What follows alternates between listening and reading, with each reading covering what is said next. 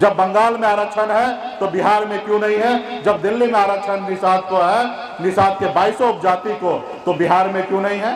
पहली बार बिहार में 75 साल आजादी के बाद एक निषाद मल्ला का बेटा टिकट मांगने का काम नहीं किया, टिकट बांटने का काम किया। ये हमने परिवर्तन लाया। पहली बार आजादी के 75 साल बाद एक निषाद मल्ला का बेटा ने समर्थन दिए, तब बिहार का मुख्यमंत्री नीतीश कुमार जी शपथ लिए और बिहार का मुख्यमंत्री बने। वो ताकत हमारे पास है। संसार में पहले राजा के घर में बच्चा जन्म लेता था, उसका बड़ा बेटा होता था, उसको राजा बनाता था। लेकिन आज लोकतंत्र में वोट से राजा बनता है। वोट से आप मुखिया बनिएगा, वार्ड सदस्य बनिएगा, विधायक बनिएगा, सांसद बनिएगा, मुख्यमंत्री बनिएगा और प्रधानमंत्री बनिएगा। यानी कि यहाँ पे पैसे से मुख्यमंत्री नहीं बन सकते, वोट से बन सकते हैं। और वोट आपके पास है, आपको डिसाइड करना है कि वोट कहाँ पे डालना है। जबकि आपके वोट का वैल्यू और देश का प्रधानमंत्री जी का वोट का वैल्यू या देश का सबसे अमीर व्यक्ति मुकेश अंबानी का वोट का वैल्यू एक ही है। एक मछुआरा का बेटा के वोट का वैल्यू उतना ही है जितना देश का प्रधानमंत्री का वोट का वैल्यू है। तो साथियों, अपने वोट का वैल्यू को समझिए, अपने अधिकार के लिए संघर्ष कीजिए, अपने बच्चे को पढ़ाइए लिखाइए, काबिल बनाइए।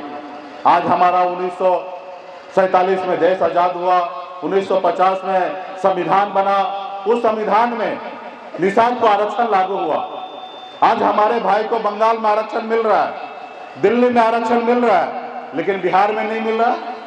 यानी कि जिनका कर्तव्य था, जिनको लागू करना था, उन्होंने सही काम नहीं किया। जो अधिकारी को काम करना था, वो अधिकारी ने सही नहीं काम किया। और हम लोग भी जो मजबूती से अपनी बात को रखना था, हम लोग भी नहीं रख पाए, जिसका कारण है कि बिहार में आरक्षण लागू नहीं हुआ।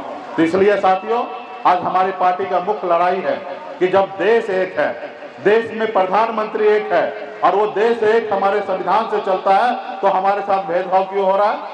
जब बंगाल में आरक्षण है तो बिहार में क्यों नहीं है? जब दिल्ली में आरक्षण निषाद को है, निषाद के 22 उपजाति को, तो बिहार में क्यों नहीं है?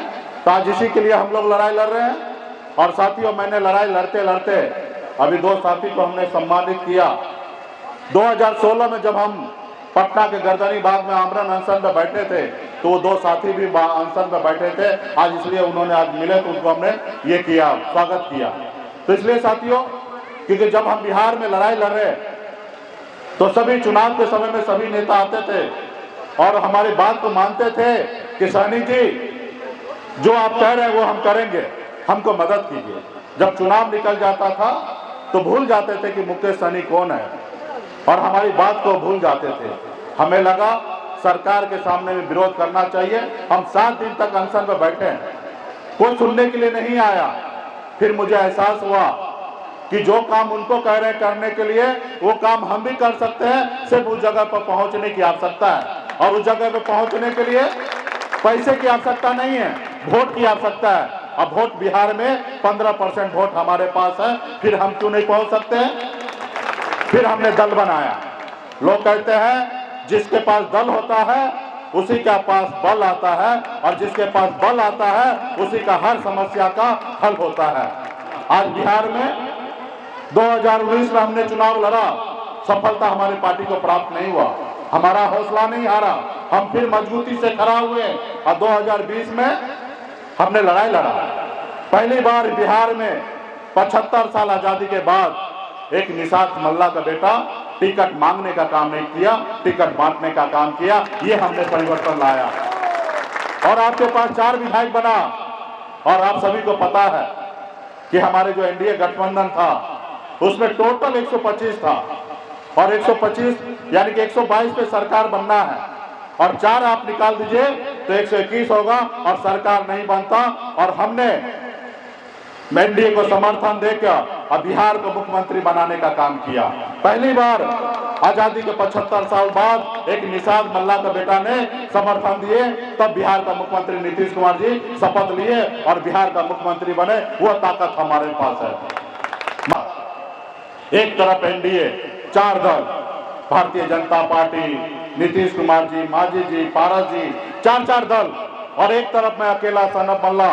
और जब खड़ा हो गए तो 4 पार्टी मिला के 45,000 वोट आया और हम अकेले 30,000 वोट ला के दिखा दिए कि वीआईपी पार्टी किसी से कम नहीं है। और जो सीट हमने 12,000 से चुनाव जीता था वही 37,000 वोट से भाजपा को चुनाव हारना पड़ा। तो ये साथियों, ये हमारी ताकत है।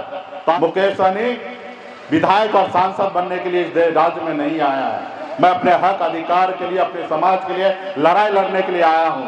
आज मैं अगर चाहता तो कल मैं किसी का जयकारा करने लगूं तो कल बिहार से लेकर दिल्ली तक पावर में आ जाऊंगा, लेकिन अपने समाज के हक अधिकार के लिए मैं वो कुर्सी को लात मार के आपके साथ मैं संघर्ष करने के लिए तैयार हूं। साथियों, मुझे विधायक सांसद नहीं बनना है।